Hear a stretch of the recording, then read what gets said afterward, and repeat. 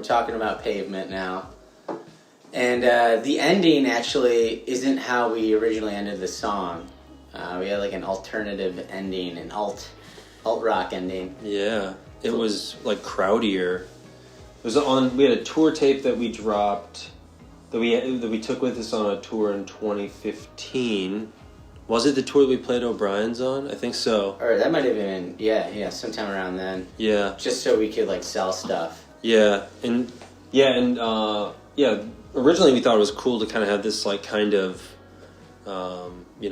softer song thing kind of goes like crowdy at the end, and then, it wasn't until we were in the studio that we kind of revisited it and tried to do something different. I'm really glad we went this route though, because that's exactly what the record needed. I feel like it really needed a breath at the end for us to really, for the listener and for us to really just take a deep breath and think about other things.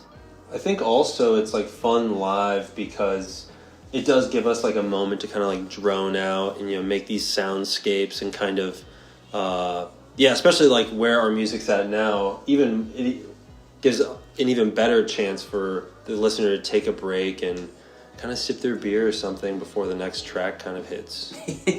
Yeah, definitely. And I just remember me and Mike played like I think a D chord. Mm-hmm. Each were just like shredding on a D chord for about 10 minutes, and we just took and edited out the best bits of it. And that's what you're hearing basically right there. And it's like I think it's like 3 sections layered on top of probably to make it like really dense and soundscapey and kind of washy. That's where Dave comes in, Yeah. The god.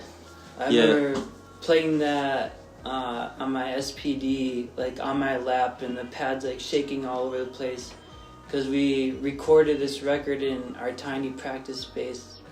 It's maybe like 12 by 12 or something. Yeah. And it was just jam-packed, like 5 dudes, stinky dudes in there, like amps everywhere, and trying to make sound barrier walls, and so we didn't have room to like really expand.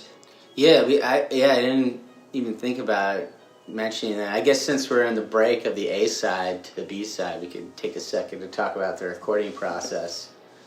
Like Shiraz was saying, we did it in our practice space, which we still have today, with our fellow Fire Talk alum, Dead. Shout out Dead. What's Goo Goo? But yeah, so we just like piled into the practice space, and I don't even know, we did it like every couple of months we go in for a weekend, and basically Dave would take his whole rig and break it down and bring it into our space and put it together, and then break it down on Friday and break it down on Sunday. It was so time consuming. Like, very inefficient. Recording 10 songs over 5 different like weekend sessions. Poor Dave would have to come in, spend like an hour setting up, an hour breaking down, and then come back a couple weeks later and do it again. But that's sometimes what you have to do when you have no money. So. Yeah, part of the grind. Yeah.